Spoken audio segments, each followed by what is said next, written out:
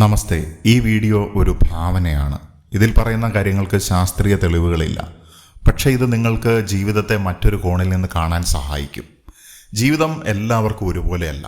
ചിലർക്ക് നല്ല മാതാപിതാക്കളെ ലഭിക്കുന്നു, ചിലർക്ക് വിഷമം നൽകുന്ന മാതാപിതാക്കളെ ലഭിക്കുന്നു, ചിലർക്ക് നല്ല മക്കളെ ലഭിക്കുന്നു, ചിലർക്ക് നിയന്ത്രിക്കാനാവാത്ത മക്കളെ ലഭിക്കുന്നു, ചിലർക്ക് സമാധാനമുള്ള പങ്കാളി, ചിലർക്ക് എല്ലായ്പ്പോഴും കലഹമുണ്ടാക്കുന്ന പങ്കാളിയെ ലഭിക്കുന്നു.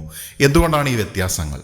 കർമ്മത്തിൻ്റെ ദൃഷ്ടികോണം ഒരു ഡിഫറൻറ്റ് ആംഗിളിൽ നിന്ന് നമ്മൾ നോക്കുകയാണ്. ഈ കർമ്മം എന്ന് പറയുന്നത് അല്ലെങ്കിൽ ആക്ഷൻ, നമ്മുടെ ജീവിതത്തിൽ നമ്മൾ ചെയ്യുന്നതായിട്ടുള്ള ആക്ഷൻ, ഇപ്പോഴുണ്ടാകുന്ന ആക്ഷൻ ഫ്യൂച്ചറിനെ നിയന്ത്രിക്കുന്നു, അല്ലെങ്കിൽ പണ്ട് നമ്മൾ ചെയ്ത ആക്ഷൻ്റെ ഫലമാണ് ഇപ്പോൾ നമ്മളായിരിക്കുന്ന അവസ്ഥ. ഇങ്ങനെയാണ് നമ്മൾ ബേസിക്കലി ഈ കർമ്മത്തിനെക്കുറിച്ച് കാണുന്നത്. പക്ഷേ ചില ബിലീഫ് സിസ്റ്റത്തിൽ നമ്മുടെ ചുറ്റിനുള്ള ആളുകൾ, അവരുമായിട്ടുള്ള ബന്ധങ്ങൾ, ഇതിൻ്റെയൊക്കെ മൂല കാരണം നമ്മുടെ ഈ ജന്മത്തിലെയോ മുൻജന്മത്തിലെയോ കർമ്മത്തിൻ്റെ ഫലമാണ് എന്നുള്ള വിശ്വാസങ്ങളുണ്ട് എന്നുള്ളതാണ്. പലപ്പോഴും ഞാൻ പറയാറുണ്ട്, നമ്മൾ വിശ്വാസത്തിലല്ല അവബോധത്തിലാണ് പോകുന്നത് എന്നുള്ളത്.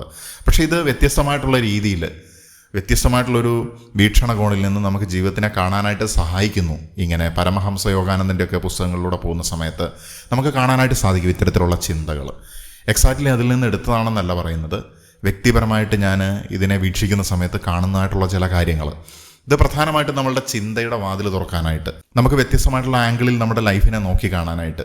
കാരണം നമ്മളുടെ ജീവിതത്തിലെ ഓരോ ഇവൻസിനെയും നമുക്ക് വേറെ വേറെ വീക്ഷണകോണുകളിൽ നിന്ന് നോക്കി കാണുന്ന സമയത്താണ് നമുക്കതിൻ്റെ യാഥാർത്ഥ്യം എങ്ങനെയാണ് എന്നുള്ളത് മനസ്സിലാകുക. അപ്പോൾ ഒന്നിലും വിശ്വസിക്കാനല്ല ഞാൻ പറയുന്നത്, ജസ്റ്റ് ഫോർ ഇമാജിനേഷൻ. ഒരു സാധ്യത നമുക്കിങ്ങനെ കാണാം. നമ്മുടെ ചുറ്റിനുമുള്ള ആളുകൾ റാൻഡം അല്ല.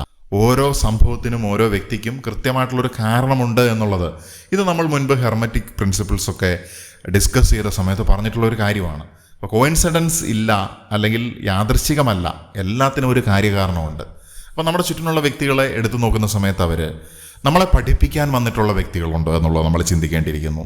നമ്മളെ മാറ്റാൻ വന്നതായിട്ടുള്ള വ്യക്തികളുണ്ടോ എന്നുള്ളത് ചിന്തിക്കേണ്ടിയിരിക്കുന്നു.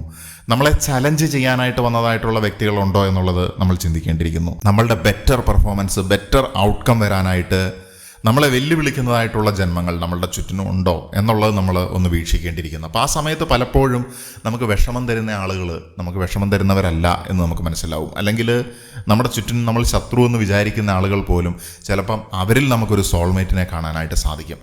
അപ്പോൾ നമ്മളെ മാറ്റാനായിട്ട് അല്ലെങ്കിൽ നമ്മളെ പരീക്ഷിക്കാനായിട്ട് നമ്മുടെ ജീവിതത്തിൽ എത്തുന്നവരാണോ ഇവർ എന്നുള്ളത് നമ്മൾ ഇപ്പം ചിന്തിക്കേണ്ട ഒരു കാര്യമാണ്. ഇപ്പം നമ്മൾ പഠിക്കേണ്ട പാഠങ്ങൾ എന്തൊക്കെയാണ്? യഥാർത്ഥത്തിൽ ഈ പഠിക്കുക, പാഠം എന്നൊക്കെ പറയുന്നത് കേവലം ഒരു വ്യക്തിയായിട്ടുള്ള നമ്മുടെ ഇൻ്റലിജൻസ് അല്ലെങ്കിൽ ഈ ഒരു ജന്മത്തിനെ മാത്രം സാധൂകരിക്കുന്ന ഒരു കാര്യമല്ല.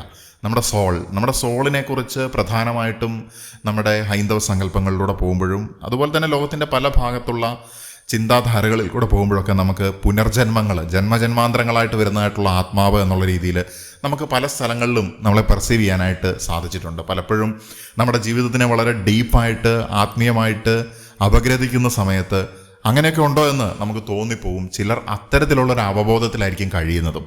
അപ്പോൾ ഓരോ ബന്ധവും ഓരോ ലെസണാണ് എന്നാണ് ഈ ഒരു ചിന്തയിലൂടെ നമ്മൾ പങ്കുവെക്കുന്നത്. ചിലരിൽ നിന്ന് നമുക്ക് ശാന്തമായിട്ടിരിക്കാൻ പറ്റുന്നു. അതായത് ചിലരിൽ നിന്നുള്ള പെരുമാറ്റം, അവരുടെ പ്രവർത്തികൾ നമ്മളെ ശാന്തമാക്കുകയാണ്, അല്ലെങ്കിൽ അവരുടെ അടുത്ത് നമ്മൾ കംഫർട്ടബിൾ ആൻഡ് പീസ്ഫുൾ ആയിട്ടിരിക്കാനായിട്ട് സാധിക്കുന്നു.